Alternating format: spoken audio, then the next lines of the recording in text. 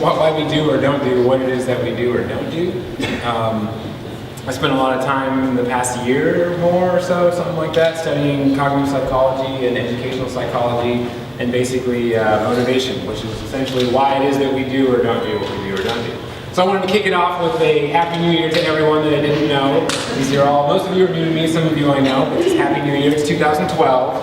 And I thought it was fitting, since the world is going to end in roughly a month, that we should probably kind of get our dirty laundry out, get all the skeletons out of the closet. And how many of us, out of curiosity, made some kind of New Year's resolution for the year 2012? Did anybody say, this is the year I'm going to, whatever, I'm going to have a kid, or I'm not going to have a kid, or I'm going to do whatever? Not have a kid. That's right.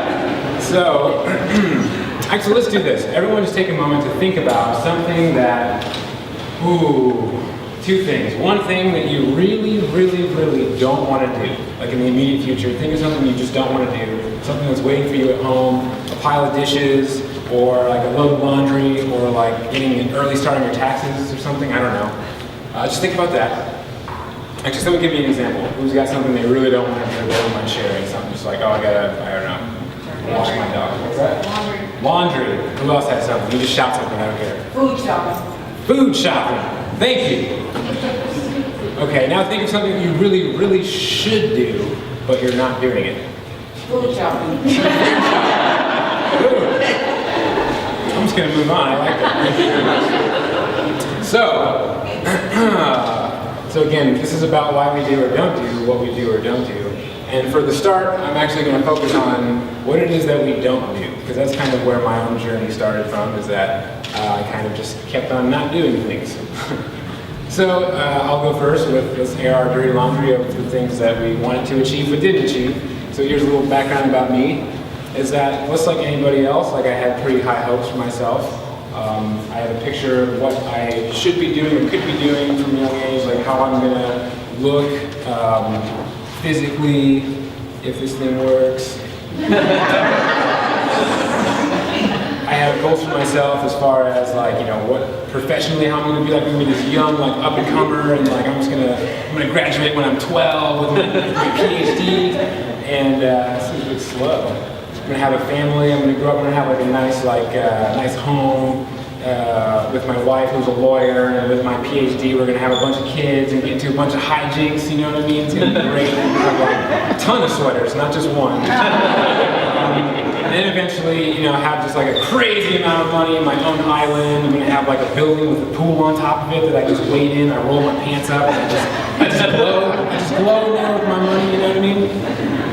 However, unfortunately, I don't want to ruin this for everyone, but I don't have an island and I don't have a PhD yet. But that's not to say I haven't had my successes. I've had my own successes. I've done well in certain areas, and some areas not so much, I guess. But with all my successes comes a dirty little secret that I'm going to share with you guys right now. Is this. This is an approximate readout of my actual procrastination score in my lifetime. I'm like a hardcore, lifelong member of the procrastination club. Just always putting things off, putting off going food shopping, putting off whatever it is, doing my laundry, putting off doing my tasks, etc., putting off doing my schoolwork. And just out of curiosity, how many people in here, by a show of hands, and don't be a liar, by a show of hands, how many of you think that you're procrastinating? How many of us procrastinate? So, do a quick count. Basically, I think everyone is procrastinating in one way or another. So I just wanted to find out why. Why is it that we don't? And when? When do we procrastinate? We procrastinate when there's things we really don't want to do, like we procrastinate having to spend money, or having to I gotta dig into my savings to make ends meet this month. I don't really want to do it right now. We procrastinate on things that really suck, essentially. We also procrastinate about things we really care about. We procrastinate about wanting to be a better person in the future. How many people go on Amazon and just like binge buy all and we're like, oh man, this is the year. I'm gonna become, I'm gonna be a better person. I'm gonna get my finances in order. I'm gonna rich dad, poor dad. I'm gonna all that stuff. And then we just have a stack of Amazon books that we haven't even cracked open yet. But we're gonna get to them eventually. One day we'll get to them.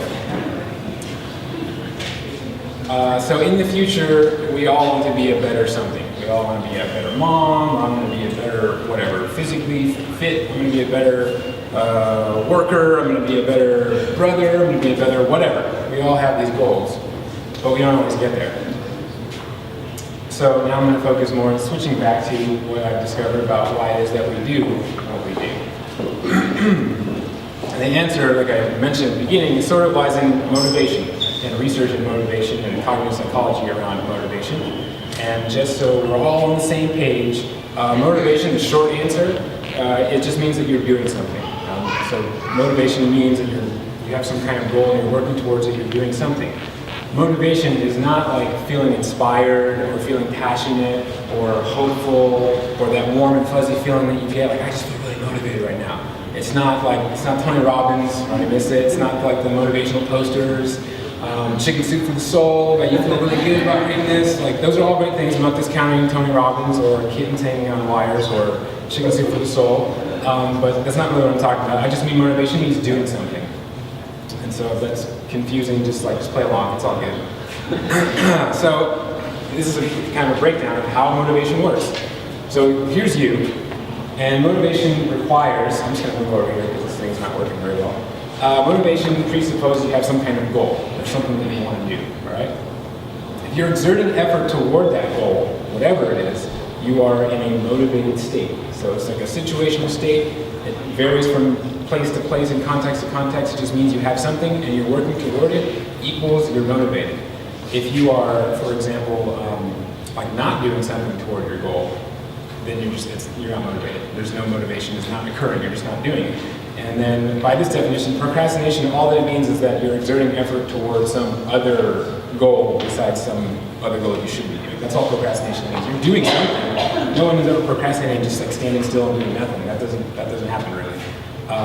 You just have some other goal. And that goal, again, this is just, you're just not motivated toward your ideal goal. It's not that you're a good person or a bad person, or you're lazy or you're miserable or whatever, because we have some people procrastinate. I don't know how many other people do this, but how many of us all of a sudden get super intense about cleaning the house when something is due? You're just oh, I really need to clean the garage right now because I have this thing to do. Or I just really need to scrub the floors. Okay, it's just me, I guess. Everyone's laughing. Appreciate that. Yeah. Or it's something that's not productive. If you're watching this for the 765th millionth time, you're probably not doing something you should be doing. Just throwing that out there. And a little side note, I presented this a month ago or something like that. I have Gangnam Style slides in here, and just last night I was I wonder if this is still relevant. It's probably got on the old YouTube, 250 million hits. That's insane. Anyway.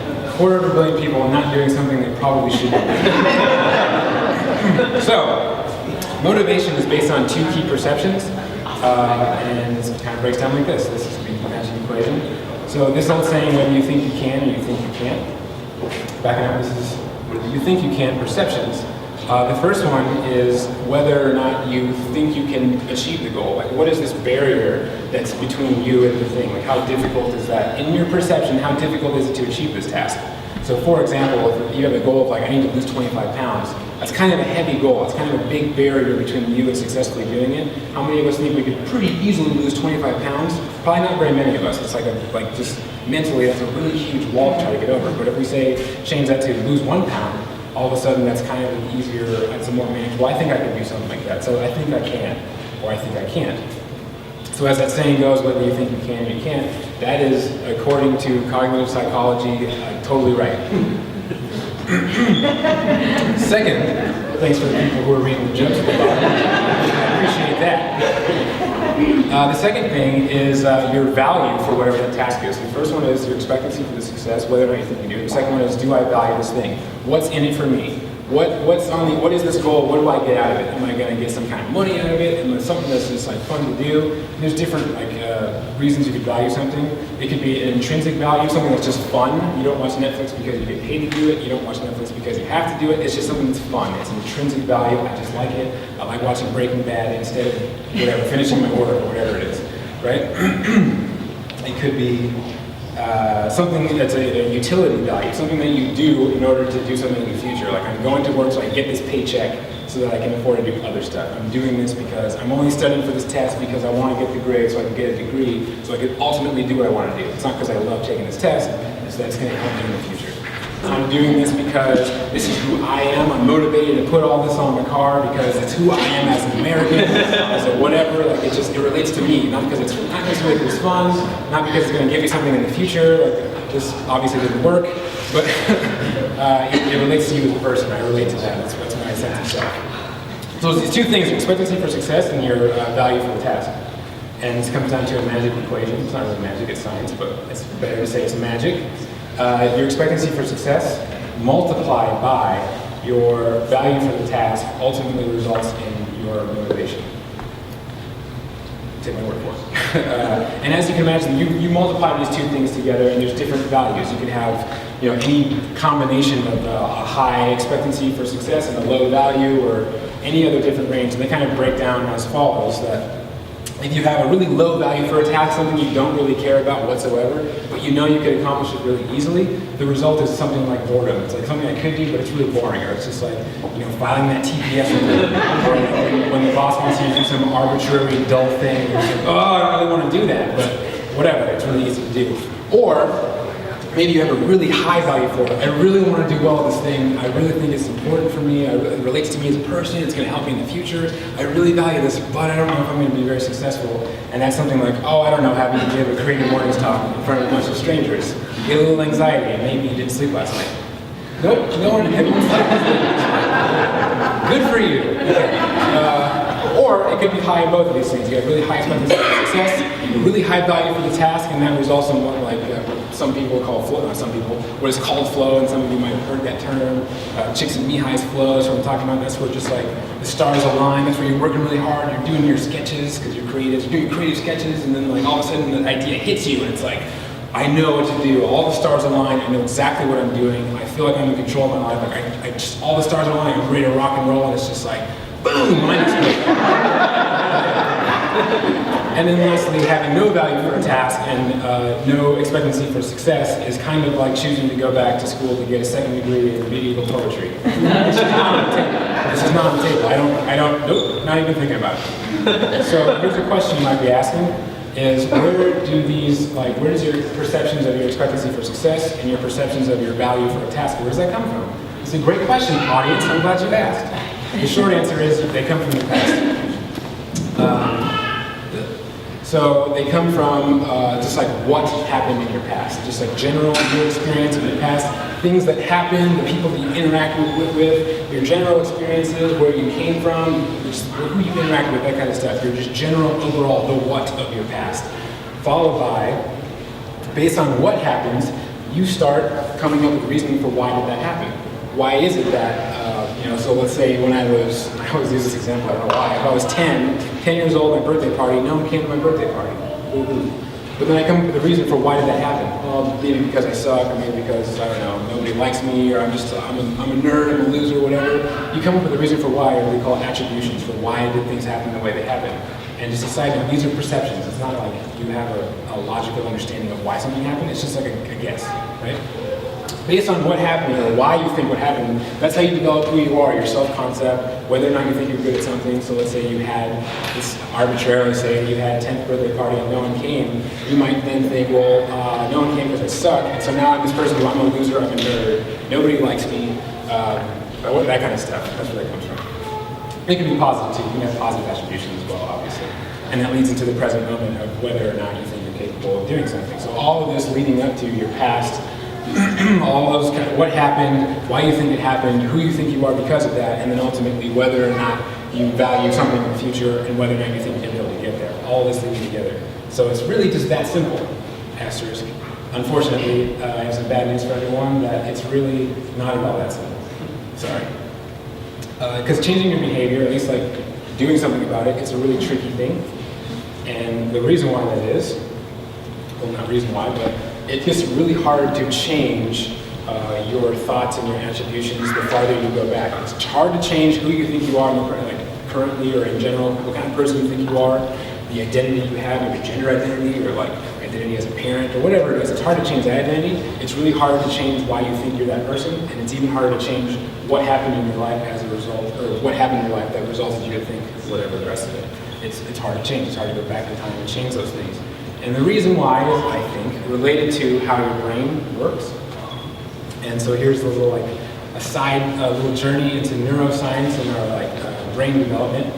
So here's your brain, and this is basically how your brain is. Your brain's a total jerk.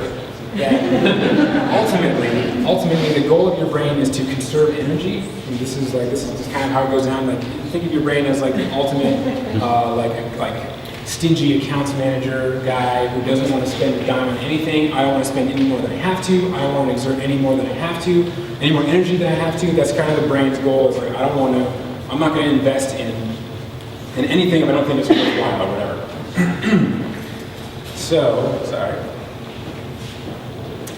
So in your brain, you have this like dense forest of like networking and your neurons and your axons, and you have a dense forest of connections and how we do things or how we think. That's really cool. How do we do that? Well played. You have this dense forest of connections and the neurons and dendrites and axons, all these different things. And that's how we think. We send these electrical impulses from one area to the next, and that's how you think or do things or move around or whatever. So as I'm waving my hands, as I'm talking, there's things that are firing in my brain and these kind of unique suites of brain activity, unique to me, that are telling myself how to do this and whatever. And as it turns out, that if you've ever wondered why we say, why it's true that practice makes perfect, that's because the more that you keep firing the same thing, the more you keep doing the same thing over and over again, the better you get at it. And that is because the more you send information over like a set of neurons or between two axons, am I using the right word? Don't know. The more you send that impulse, your brain then notices like, wow, we're using a lot of energy to do the same thing over and over again. We should probably do whatever it takes, and the brain, personifying your brain, whatever. We should probably do whatever it takes to conserve energy. And so you actually create a protein called myelin that's going to coat the synapses, or this little gap in between there. It coats it with this protein so that the electricity or the chemical impulse travels faster, like you would insulate any other type of like heat insulation or electronic insulation, so that it travels faster. So another example, a better example probably is, when you're first doing something, it's kind of like driving on this dirt road, a bumpy road, you know what's going on, it's kind of confusing. And over time, the more and more you drive on this road, then like your brain says, okay, we got a lot of citizens who are going down this road. Perhaps we should like invest in that infrastructure. Perhaps we should pave it. And the more you do it, ultimately you have this like crazy like super highway where things happen automatically. And when that occurs, that's what's called myelinization, when you have that protein coating, and then automaticity sets in. That's when you just do things without thinking. So another example is like when we first learned how to drive, for example.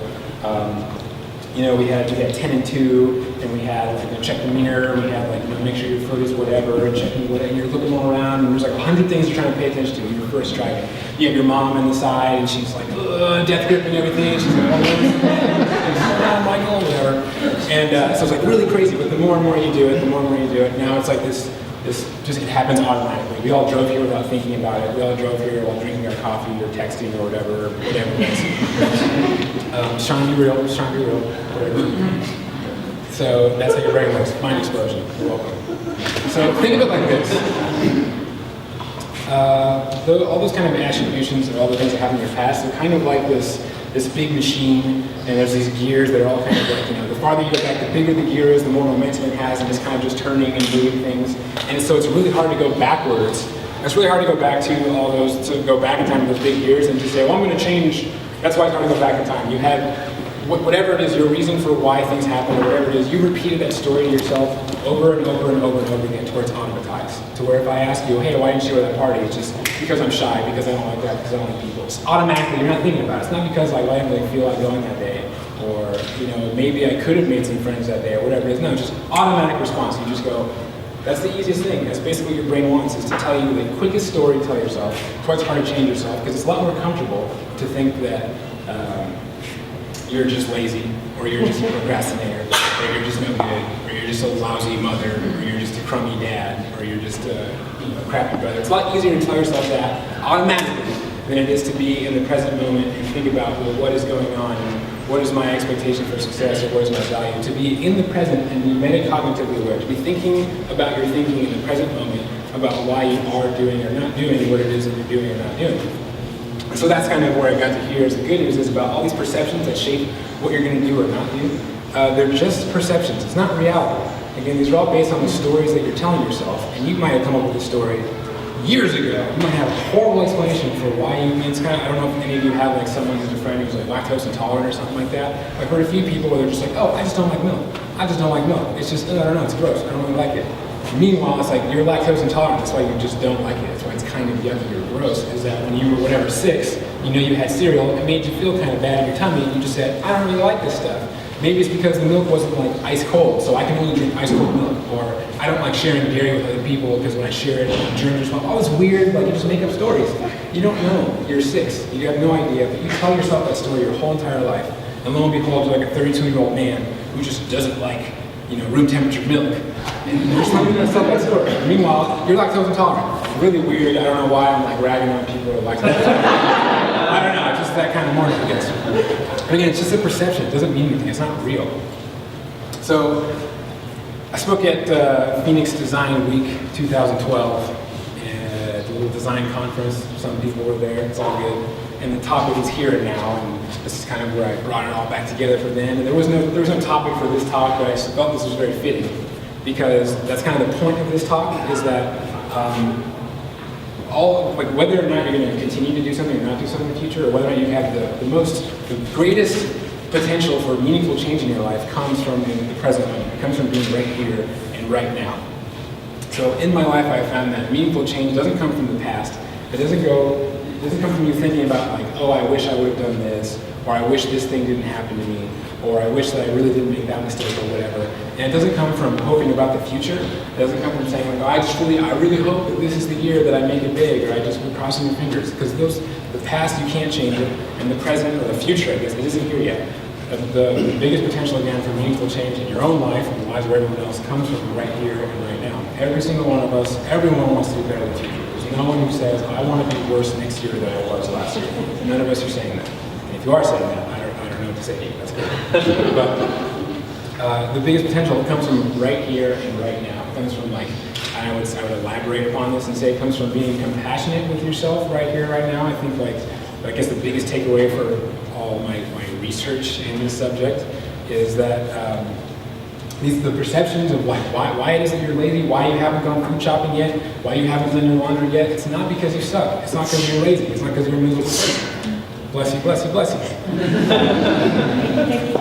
You're welcome. You're welcome. You're welcome.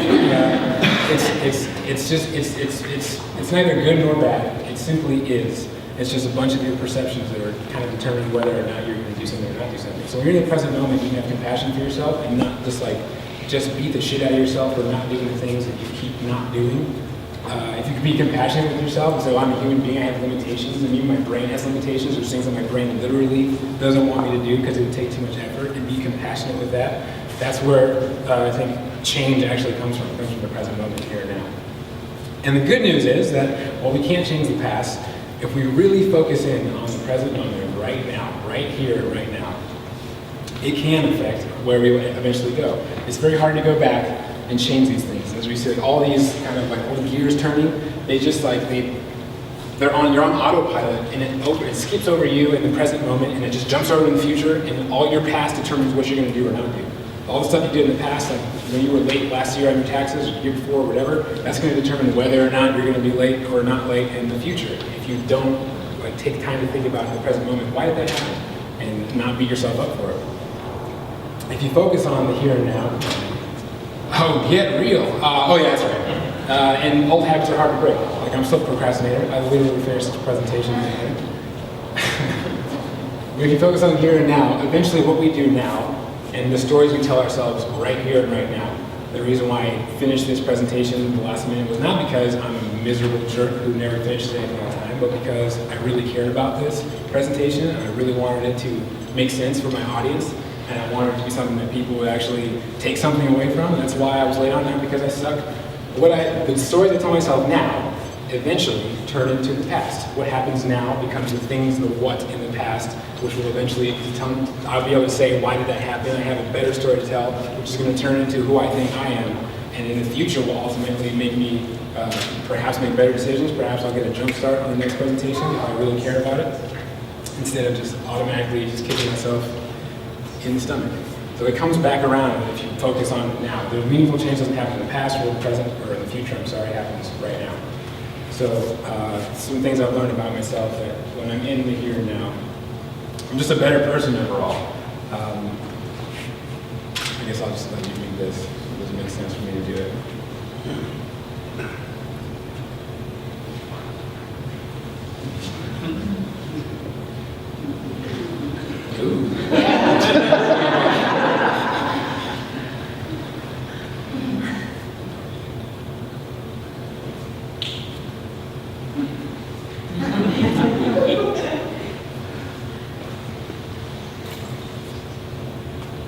And here and now, I thank all of you for coming to Creative Morning Phoenix, November 2012.